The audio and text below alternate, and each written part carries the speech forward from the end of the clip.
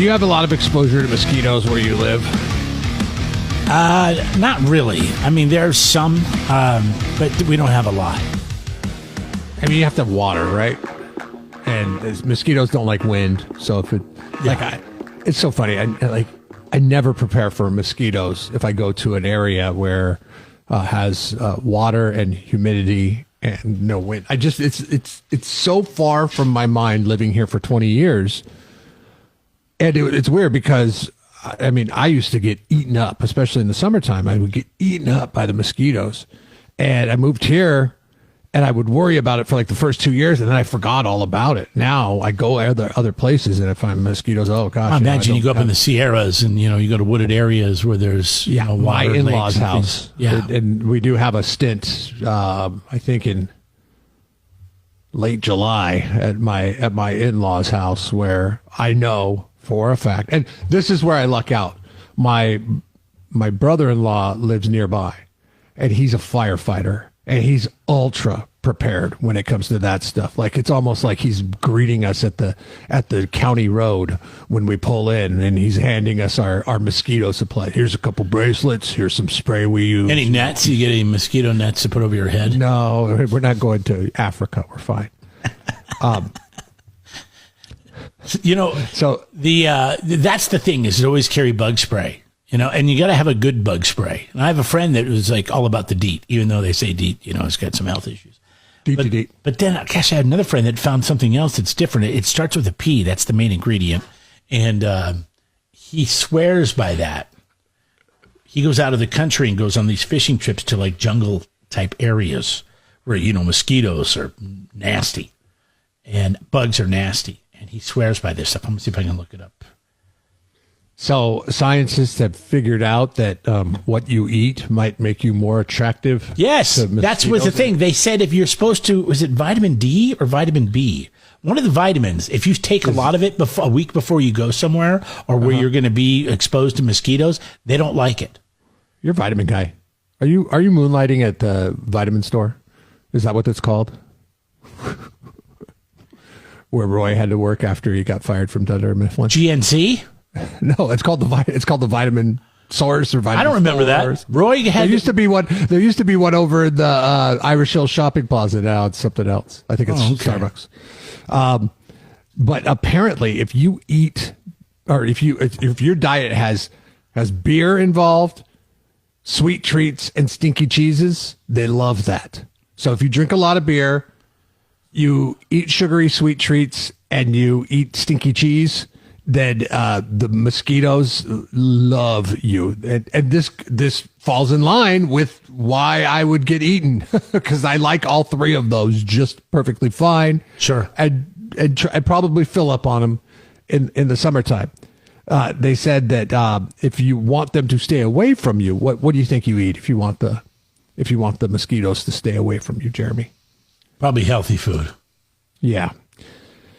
Snack on some fresh grapefruit. No, that's not taking the place of any sugary treat that I have. Season your meals with sweet basil and rosemary. And also take an extra clove of garlic to dinner. Now, I could probably do that, but I mean, take an extra clove? Like you take, somebody prepares the dinner for you, and then you're like, I love garlic. So that's so good. I love garlic too. And I could figure out a way to introduce a little bit more garlic. All right, this is the main ingredient. It's supposed to be really good bug spray, protectant, whatever. Is that how you say it? Picaridin. Picaridin.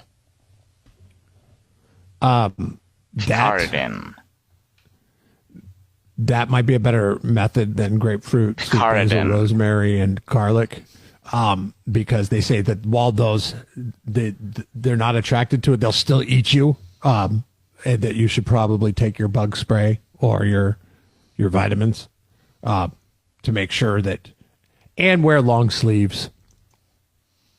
I feel like you come across this, like if you're a guy and you're wearing long sleeves, and people are like, man, it's hot out today. Why are you wearing long sleeves, bro? And you say, I don't want to get eaten by mosquitoes. That just man card revoked right there. You afraid of some mosquitoes? Are you serious? No, it's annoying. It's terrible. Like when I went to Belize, I had over 200 bites, and it wasn't just mosquitoes. But the mosquitoes that bit me there would draw blood. I mean, they were nuts. If you go back to Belize, will you have long sleeves? Yeah, I did. I had long sleeves there. And so after day one, I was like, I don't care that it's 85 and 80%, 90% humidity. I wore long sleeves, long pants. I wore socks, shoes. I wore a thing around my head and my neck. It was nuts. I had my hands covered up to my knuckles, and they bit my knuckles. Are you okay with us changing the name of the show to Jeff and Long Sleeves in Belize in the morning? By the way, yeah, sure, go ahead. Vitamin B1 is, if you take that, they say at least 4 days before you go somewhere, and take it the whole time you're there. Apparently they don't like it. And the thing that drove me nuts when I was in Belize wearing long sleeves is my roommate. Long sleeves in Belize? He wore shorts and a T-shirt and tank tops every day, and he had like 2 bites all week. Was it a vitamin B thing? I don't know. I have no idea what it was, but they did not like him at all. What kind of vitamins did you eat when we went to Belize? Trust me, this guy's not a vitamin guy. I'm thinking about ditching the long sleeves this year. This is Jeff and Jeremy in the morning. So I have this 3D printer at home that my son asked Santa Claus for and got from Santa Claus, and we got a lot of use out of it the first 2.5 to 3 months. Now it is literally propping up a computer I'm using to do this broadcast. Well, you don't have anything else? What kind of stuff can you make with a 3D printer? When you don't use one, you have no, I really don't have any idea, but it sounds like you can make just about anything. So this 22-year-old engineering student at Walters State Community College, you think nothing good comes out of college, community colleges? Not the case, my friend. He's in Tennessee. He's using 3D printing to provide dentures to underserved patients through a nonprofit remote area medical. That's what it's called. Is remote area. He's making dentures. It's in Tennessee. Yeah. He taught himself digital dentistry software, and he cut the denture delivery time from 3 months to just hours. So he, I guess, was able to find out how to 3D print dentures on a 3D printer, maybe at school, maybe at home. I don't know much about dentures, but they're made of plastic. I mean, like the teeth are made of plastic? I would think so. Now, there's different kinds of 3D printers with different kinds of, I guess what an artist would call media. Okay. You know, like there's different kinds of strengths that you have. He now produces up to 35 pairs weekly using 2 3D printers that he secured through grants. Okay. So he's just cranking away in his parents' basement. The nonprofit CEO called him a leading expert in expansion of digital dentistry. He has since outfitted thousands of Tennesseans with free dentures. No, forget that. Americans. He's getting these sent out all over the country. Yeah. Well, once they're done. He says, it's very humbling, and he's beyond blessed to see the raw human emotion somebody gets when they get delivered their dentures and they have teeth when they haven't had teeth for a while. That's pretty cool stuff, right? I mean, everybody talks about this AI stuff, but what about the stuff that people could just DIY with 3D printers? Do you think this has dentists shaking in their boots? It should have all manufacturing shaking in their boots. I mean, I don't know. Yeah. This 22-year-old kid just secured a couple 3D printers on grants, and he says, I'm doing a nonprofit. I'm sending dentures to people. And then he's sent out, he's sending 35 pairs a week out. No, I think it's great, and I think most dentists would be, very happy about that, because they're overwhelmed with patients as it is. And, it's not like people that make dentures are going to go out of business because one kid, but if more people start doing stuff like this, it's just interesting to think where 3D printing is going to go. And will we all be able to start making our own stuff? Like, I don't know. I made probably about, when I did my fence repair, I And it's been windy lately. Where do you buy the plastic that you put? You put a block of plastic in there and it just carves it. Is that how it works? It's not a block. What it is it's like fishing twine, and it feeds it through this heating element through a tube. Okay. And then Melts it? the tube spits out little bits at a time and stacks it as it goes based on the code that you put into the machine. And it'll make, for him, it makes dentures. For me, it makes a bracket for a fence. Okay. So you could make anything. Could I make a cell phone holder for my car, for my truck? Yes. Lots of cell phone holders. Really? Mm-hmm. You want me to make you one? Make one and put it in the box with my Christmas stuff. Yeah, I'll put it in the box. I'll make you one. So great. Now, I've just given you an excuse now to not send me that box for another 2 months. I'm just really backed up. Can't go to that 3D printer. I'll tell you this. Some of them are really good. Like they hold up. And then some of the things you make, they break instantly. What I'll do is I'll test it beforehand. I got a pretty beefy Where am I going to mount this cell phone holder to? Can you make the Where thing do you that want it? mounts? Where do you want it? Where do you want it? I guess the one that clips to the vent. Okay. All right. I'm sure they have lots of those, to be honest with you.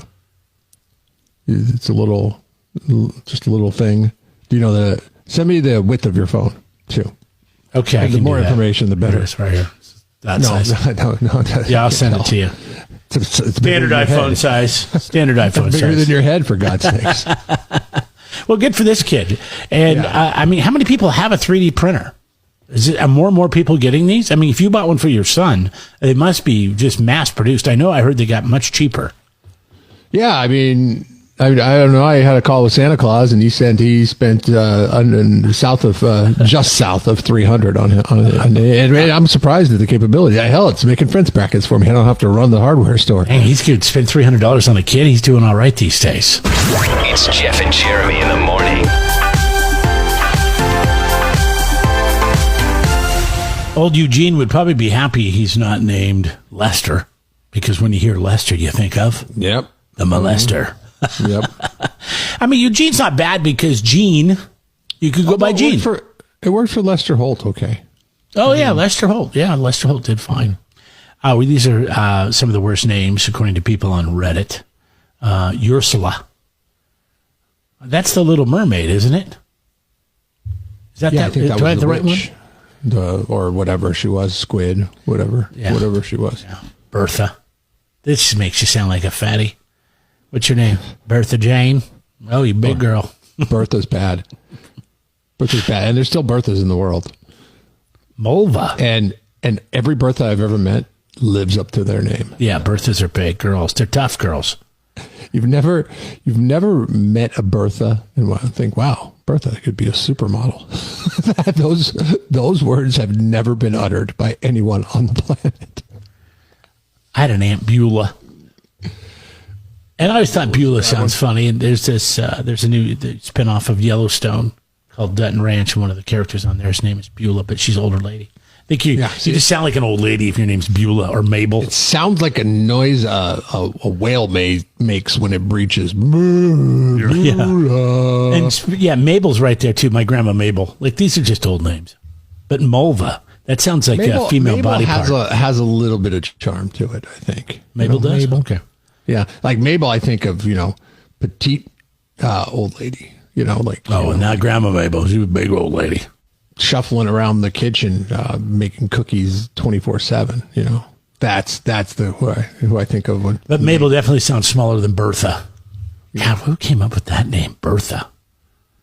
Is it the female iteration of Bert? Maybe.